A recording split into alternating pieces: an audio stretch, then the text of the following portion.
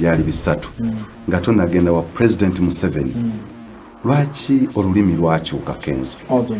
Kati njagala kuddiramu ntandika ne Kyalenga bw'ogatta ssaga ya Kyalenga yonna n'okubawo kwabyo Bobi ono nze bwe mba njogera mu bintu byange era omanyi mwanyo credit olw'ensonga nti yakozesa eddoboozi lye okwogera ku nsonga ffenna ze twali twagala okuwulira oba okwogerako onfuna bulungi era ng'ensonga ezo oba okitegera bulungi nze bwe nsanga ggwe oba muganda wange ng'alina gwalwana naye nsooka ne tulwanyisa oyo bwe tumala ne mubuuzo wa ekyekigati kigenda mu maaso ne tutandika okunnyonnyola during my discussion with you mwentegerere omulama kw'otambulira naki ky'oliko oba onfuna bulungi so nze okuviira ddala ku Kyalenga oyo oba kuviira ddala n'emabega nze nzize empagira obanga promoting unity obumu n'okwagala eggwanga kino si bwe nkisosa abagizi bange bakimanyi era kyendi mukukola olaba screen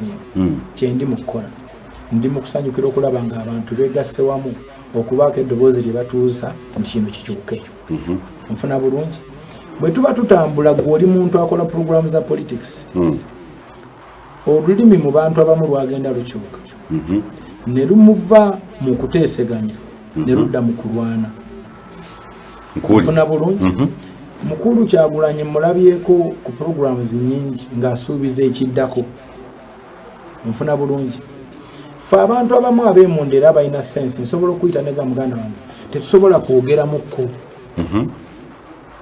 kuba ndaba engeri gye tutambula mu kintu kyaffe tetusobola tereezaamu wano nawali omuntu osenga akuma attention okola otya okisigala ogenda naye mu maaso ng'olinga asinza Buddha awo nasuulamu ekigere bwe nsuula ekigere nanyigirizibwa abantu be ne meeting nawulira zaatuula mugende muteeke Kenzo ku bunkenkadde ne banvuma ne banjogerera ne bakola biki ne bagaba neno mundeke nze nabavaako nasirika nkola byange lwansonga nti we twali tutambulira nalabawo muko okuky'okuweetamukko ate nga zinajja tutambule bwe tuti oba tuteeseemu waliwo essaategeera nene siwe wabudde kumanyaawo obudde kasita butampebwa kumanyaawo tutambulire wamu naddamu kebbali era naawe okimanyi nyina ebbanga we natuuka nga nze nabivaako nkola byange bw'oba wali ongobererwa okimanyi era abantu abo bamprovoking ennyo najja navaayo ne mbagamba nti bannange nno mwandindese nenkola emirimu gyange ebintu byammwe nabikola ki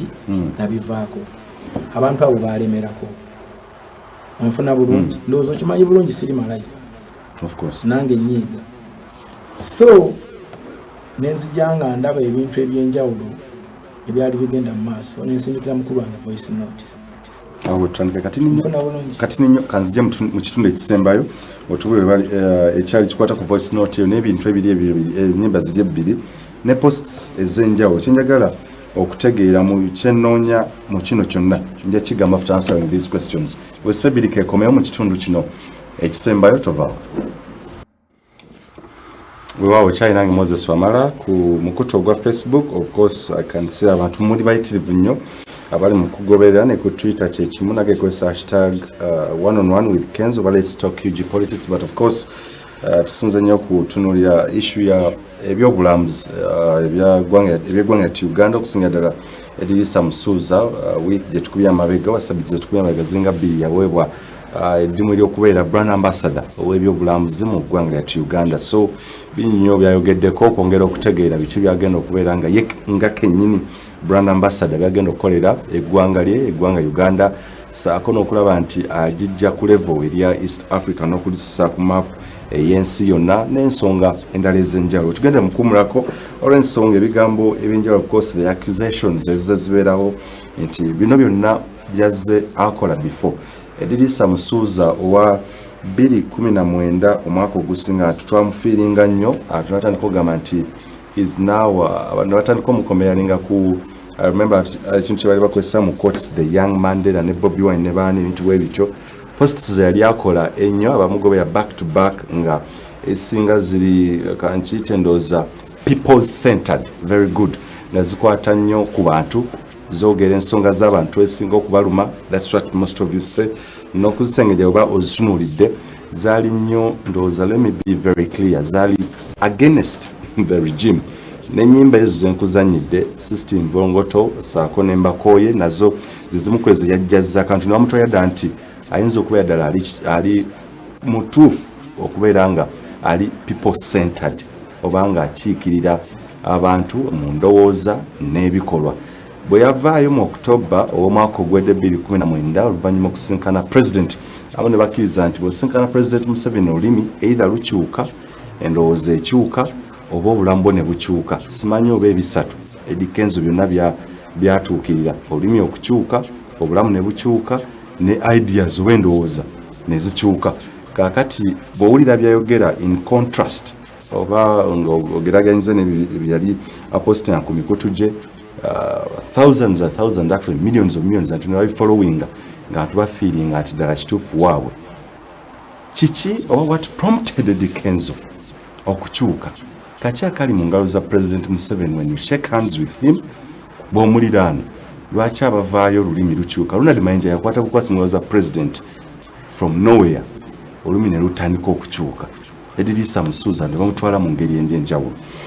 Eddie Kenzo ebintu biri bisatu byetera nnyo okutunuulira. Nze ngoberera abantu abenjawulo batuuse mu maaso ga President Museveni nga bakola ebintu byali okola ku Facebook nkugoberera nnyo ne ku Twitter wa postinga ng'ebintu nga omuntu eyakola literature when you read omuntu akizada nti you're driving the debate which was very directional. Omuntu driving a debate mu talk shows zino zetukola nebya directional for some days, months and what tukuwa credit and I gave you credit. Bwatuuka ebbanga eryawera ddantu n'ennyimba ne zitandika okufuluma system Volongoto bikyano bakwongera okwagala nti okiika endowooza zaabwe. President Museveni bw'omukwata mu bw'omuliraano babiki ebintu bino ebisatu bituukirira okubanga nti kituufu kyakutuukako obulamu ne bukyuka obwongo ne bukyuka olulimi ne lukyuka n'endowooza n'ekyuka. Kati nsooka I want to make this clear. So far njagala otereezeemuko producer wo agamba nti yali system Volongoto gye yakoowa kati gy'akolera ekyakisazeemu so togikolera kubanga sigikolera. Nze ndi ambassador wa tourism kakati simanyi oba tourism yeeni aleero ekyo sikimanyi. Ze mmanyi eno gavumenti ate era tourism bwe balambula Uganda so ekyo kikyamu akijjawo sikolera eni aleemu ate siriwo eni aleero okisegwe. So ekiddayo ku ziri ennyimba oba nkuzeeku wali nti nasindikira Bobi Wine voice note nga ngezaako okumutegeeza ti munnange njogererako n'abantu sikulinaako buzibu era naawe okimanyi era naye akimanyi simulinaako buzibu naye bwe nali ntambula naye mu kintu ekyo nalabanga waliwo tulina okudisikasinga between me and him kubanga nange nze Eddie Kenzo nyina abagoberezi bembirivinga nti nyina okutuusa ebirowoozo byabwe ebigenda okubayamba nga biyamba nze nabo nfuna bulungi. Oli gwe mba njagala okuteesa naye senga ndaga nti tali ready kiba kitegeeza nti nze ate sisobola kutambula butambuzi bwenti kubamba sifolowinga Buddha nga we nakugamba nfuna bulungi awo nenzitamu ku bigere njagala okootinge bulungi nfuna bulungi. Nzireyo ku nnyimba ziri ebbiri mbiwoobe Volongoto biwoobe simusazaamu nakati nkyamuyimba era nja kumuyimbanga kubanga binayimbako bituufu. Okimanyi bulungi eri abatunda obululu tokimanyi kituufu. Okimanyi bulungi baali basibyeko minisita ng'alidde enguzi tokimanyi. Wali olabyeko bamemba ba palamenti nga beevuma mbu nno biwulenge tokimanyi. Kakati ekyo nsobola okukivaako system Volongoto system eyakwata abantu abagivuganya nga Bobi ne baani ne babakuba ne babakola biki ne batandika okucunya abantu ab'enjawulo. Nange demand zenyina ng'omuvubuka zenyina birivu tezituukiridde bwe mba ntandise okuzoogerako ezo mba mu kyamu. I'm trying to complain. Bobi Wine alina video yange yagipostinga ne ku page ye nga ngamba nti nze simanyi we bajjako mukulembeze wabula I'm a leader in my own section and I'm representing my people. We are complaining over things. Yagipostinga gyeri era naigringa nange era nampita leader gyeri nfuna bulungi. Nakati nkyali ku birowoozo by'abantu abo abantu abagezaako okupromotinga obukambwe mbawakanya nze mbirivingira mu kuteesa mbirivingira mu bumu mbirivingira mu Wasseruganda mbirivingira mu Uganda egenda mu maaso wabula seegenda okuddako emabega ate emaledde sijja nzikiririzaamu. Quote me well, my brother. I believe in Uganda from here to here. Ebigambo byonna ebitujja wano nga bitutwala wano nga bitujja ntunuulira nga bitujja wano bitutwala wano mbikkiririzaamu. Ebigambo byonna nga bituzzaako wano mbutulidda sibikkiririzaamu. Do you get my point? Thank you, my brother. System yaterera system tetereranga naye ompulidde nti mbirivingira mu kuva wano nga nzirawa sibirivingira mu kuva wano nga nzirako eno ate ndidda. You get my point? Thank you. Tokyukanga. Are you a critical thinker? I am. Do you understand what I'm saying? Thank you. So tokyukanga kugamba nti ove ku mazima odde ku bantu abantu ku mazima nakati ndi ku mazima. Wandinyumiddwa olabye ku lutalo wano. Would you like to see a war in this country? Would you? Thank you. Nange bwe ndowooza ebigambo bino njagala Eddie Kenzo kati nga tutadde politics wabbali. Eddie Kenzo oli eyasooka simanyi lwaki posti zino lwaki tokyazikola Musuuza. Ati nze mbadde nsaba nkutunuulire kati kankudemonstrating mwine essaawa wano. Essaawa eri mu control room. Kati essaawa bw'eba etambula edda bweti essaawa tedda mabega. Nze mbirivingira nnyo mu budde mbirivingira nnyo mu current. This is not Bible munga bwe kyali bwe kirimu emirembe n'emirimba amini. It's all about solving problems, solutions. So nze njagala nnyo solutions eziri current kuba tugenda maaso tetudda mabega. Politics tutambulira mu current tukoze tutya okutukola ekigenda atuyamba enkya. Kakati tusobola kuŋŋamba nzire Busaabala ntandika okuyimba volongoto mu kyalo ng'ekyo kyaggwa.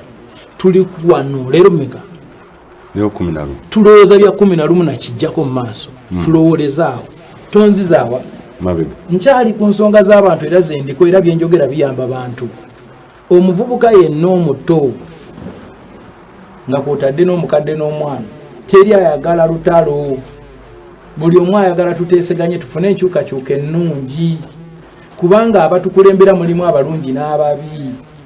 Tetusobola kubeerawo nga tukkiriza mbu kati eno kala bweti egenda tutwala mu maaso. Tulina kukkiririza mu unity bumu tulondemu abantu abetulowooza nti batuufu tubakuze tugende wa mu maaso. Me am here for Uganda, not individuals. Nnoonya lulimi lulungi nteeseganya. Omuntu yenna ayogera ebigambo byenjagala gwe ŋŋenda naye senga aba ayogera future ennungi.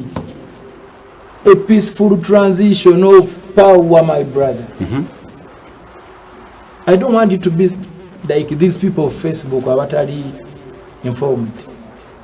You look so classy and you look smart. I think you know what I'm saying. We believe in going forward, not going back. That's what I'm talking about, my brother. Kenzo, okutunuulira mu media tuna ekintu kye twebuuza the why question era ne time tugitunuulira nnyo. Obudde bwe bagende wa president after so many years, yes of course ekiyoniza okutakitunya nnyo nti lwaki obudde obukoza abaana ebintu bingi nnyo ate na appointment siga nti ogikola leero nebeerawo lunaku olw'enkya. Kyenjagala, I want to drive my point home era Munnayuganda akutegere ddala bulungi. You're not here because of me but oliwo olw'omuntu oli akulaba nti time eyo yakyusa ebintu bingi eririsa Musuuza bingi nnyo ebyakyuka. Abantu nakutwala nti tokyali waabwe. Tebyakyuka. Nze bwe nava mu America nga tuli mu ssaga za Rema. I remember very well. Ebintu ebyatandikira okukyuka. I dominated the internet with the saga Rema. Nga nfuna calls okuva mu kampo emu. Stop posting, toddamu kwogera kintu kyonna obika kino obika biri. Ebisijja bigendamu. Abantu ne bantandikira awo. Bintu byatandikira awo. And in so the same period wendabira president okumutwalira ebiki nze bwe nafunira omukisa okumutwalira award as recognizing as the president of Uganda, the fountain of honor. Yakuyita gwe yamusaba ogende. Muganda wange nze nasaba dde okumiitinga president mwanjulire emirimu gyange. Appointment yajja mu kaseera ako. Nfuna bulungi nandiganye.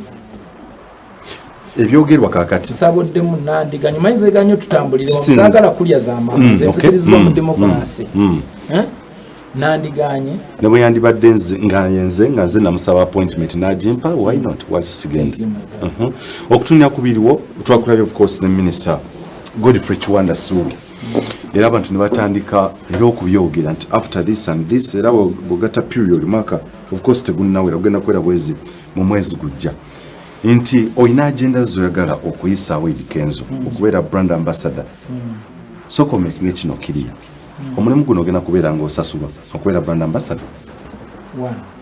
Nze ndi patriotic. I love Uganda. Ndi wano kola omulimu guno kulwa bwerere. Volunteering. Very good. Using my position God has blessed me with to promote my country. Nanchali mulamu. I want to leave a legacy. Mfuna bulungi. Kati yoyo omuntu ali yalina mind ye corrupt. It's not my business. It's not my responsibility. Okumubulira ekyokuyiga. No, me I'm here to do what is right. Okay. Okitegera. I'm not a puppet. Njagala buli jinja. So, mfuna bulungi. Awo wendi. Nali tourism ambassador wa Kenya. Okimanyiko. Nkimanyi ekyo. Awo bayogerawo ki? Bingi. Kakati sawa yali ndi tourism ambassador wa Uganda. Awo boogerawo ki? Aba believing nti kyenkola kituufu era nze nsaana position bakimanyi. Aba believing nti bo balina kulowooleza mu politics and politicizing everything. Nabo bali awo. Kati nze mbakolera ki? Me am here to do the right thing. One, ndayokebere kiripu yange nga ngatta Bobi Wine ne Bebe Cool nabagamba nti byonna mubikole kuba bana abantu bali ono yaliwe ni ale mungono wa people power ono wa opposition ono wa government abo bo balambuluku me am an independent ne mbagamba banna byonna mubikolera buli omwaka ole ekintu ki onfuna bulungi nete mulwaniranga mu Uganda and by that time nengamba Bobi Wine Bebe Cool tinenzi mpagira Kyagulanyi kubanga alina ensonga zange zali mu kunkonderako zenzikiririzaamu nfuna bulungi nakati nkyali muwagizi wa Kyagulanyi akanziremu mpuliriza nakati nkyali muwagizi wa Kyagulanyi ku bigambo ebituufu naye bw'abanga atambulira mu mbeera enkyamu nze gye ndowooza nti awo yanditereezezzaamu nawo nandikootingiddwa nti tawakanye era talwanisa naye atereezaamu okifuna bulungi omfuna nkufuna awo wendi era nabaga nti temulwananga kitegeeza nze ndi mulwanirizi wa ddembe. I'm a freedom fighter, my brother. Freedom, do you know the word freedom? Freedom is having freedom. Okubanga olina emirembe gyo emirembe wali entalo tewaba mirembe. Do you understand? I want you to get me right, bro. Jagana bana Uganda bakutegera ekyokubiri but tebalina ngeri gye bayinza kuntegera nga se explaining it accusation ey'okwirina Edikenzo eya agenda nti ekifo kino n'ensonga lwaki wasazeewo baleme kusasula nti it's like a swap obeere ng'olina by'oyisaawo nabo babeere nga balina bye bayisaawo through you. Bwe balowooza si bwe balowooza nze ndowooza nti simanyira ky'oba otubulira nze ndowooza yange yakulaakulanya ensi yange. Okay. Si bwe kiri ensi yange yakuzimba abantu bange balambule ensi yaabwe bagimanye bagyogereko ebituufu nga babimanyi. Nze napostinga oluguudo nga ndi neki hippos ebbali wano nebagamba mbu it is photoshop nga wali omunauganda atakkiriza mbu eri oluguudo olufaanana luti. Kakati nze bino byendiwa okola ki nti bino byonna nga biri tuli mu politics. Nze njagala bandeetere politician gwe bandeetera nti ye president. I'm waiting for that one if it is a peaceful transition of power. Okay. I'm not partisan. I'm not supporting anyone. I work for tourism. Togenda kuwagira muntu yenna muganda wange nze ndi tourism ambassador ate ndi muyimbi Edikenzo. Bwana abeerayo omuntu ayagala okumpangisa ng'omuyimbi Edikenzo muyimbireko ng'ava mu political party yonna ng'ayagala mu entertaining abawagizi be. I will entertain kuba nnyimba ku mikolo egy'enjawulo and I want money. Remember no tourism I'm a volunteer. I will perform either for Bobi Wine and Noop FDC, DP, GEMA, UPC, NRM, and the one for Najana Nkumbi, FDC. I will come and perform, and my management will sign a receipt and an agreement, my brother. Abantu balinga asatu era ekibuzo kino kankikubuuza with due respect nkusabe ojjeko glasses ezoba if you don't mind ekibuzo kino okyanukule bulungi. Ndi very tired though. I'm very tired. Very good. Meeting. Esigadde dakiika just 5 zokka. Uganda ya kika kimwaka 2020 oyagala efaanana eti. Yes, sir. Osuubira peaceful transition of power or like do you have any hope okuba nti essuubi mu maaso gye tulaga nga tourism ambassador okugamba nti essuubi olina nti tusobola okukyusa obukulembeze emirimu? Gye nsaba nsaba busabe nze sinze ni munauganda atya nsaba bali abangi nsaba tubeere bannamirembe tulonde mu mirembe buli omulondo omuntu ogwoyagala naye nsaba bw'oba omaze okumulonda saba banno mubeere bannamirembe tufune peaceful transition of power. Okutunuulira ku nsonga ya ebintu mazira wolaga nga tourism ambassador ebintu ebyenjawulo abantu abanoonyereza na lipooti ezenjawulo zezitekebwawo nti ekiremesa ebyobulamuzi mu ggwanga bintu biwera awamu security concerns olumu nti olumu obwegugungo okola bute ebintu bwe bityo it threatens oba kitisa abalamuzi okujja maaso wetulaga kalulu ate era nga olumu obululu bingi nnyo ebibibeeramu okkiriza nti ddala kituufu wano maaso wooli nga tourism ambassador tekigenda threateninga your role okulaba nga ogenda kufindinga wakufuna obuzibu obw'amaanyi ennyo mu maaso amidst politics gwe tugendamu? Era nakati ndi mu kufuna buzibu kubanga abantu abamu they are politicizing my position. Abantu abamu bali mu kiteekamu bya bufuzi kubanga balina ambition zaabwe naye nze tekiŋŋaana kukola mulimu gwange. Without peace there is no tourism. So that's why I have to promote peace as much as I can. One, nze ng'omuntu mbirivingira mu peace njagala nnyo emirembe obumu n'obuntu bulamu ate era nga tourism ambassador making sure that there is peace so that we can have tourists. You understand? That's why I cry for peaceful transition of power. That's why ndi mu kugamba bannayuganda bonna nti baleme kubeera partisan, baleme kubeera bannabibiina. Ebibiina babirekere ba politician bo balonde favorites balonde basobola okitegeera era baleme kubeera nga balina feelings ezenjawulo kati nga ze nalabye mu NRM muntu bakuwangudde ate oli mu kulwana okuba abantu masasi ebintu ng'ebyo byengezaako okulwanirira taata wange. I'm not here to do politics. I'm not a politician. No. Abantu bagenda kukozesa minister wa tourism munabyabufuzi President Museveni gwasisinkana munabyabufuzi abantu bonna bokolagana nabo bannabyabufuzi ogenda sigala otya nan partisan anti nze ndi Dikenzo sinze Museveni sinze Kiwanda nyine enzikirize yange ngamba so tubasobola kukyusa Museveni siyambulira ekyokolo ba Kiwanda babozi bange mu kikwatagana ne tourism okitegera aba tourism. President Museveni is the president of Uganda right now and I have to accept that. Okay. If I don't respect it, then I'm deceiving myself. True. Then Chwanda is the minister. Kumuwuliriza naye ate tasobola kuŋŋamba kukola bye saagala at least in designing. Tasobola kuvugira ku interests. No. Nze ndi wano okubaako ebintu byendeeta ebipya. I'm bringing something new on the table in the tourism sector. I'm not here to play politics.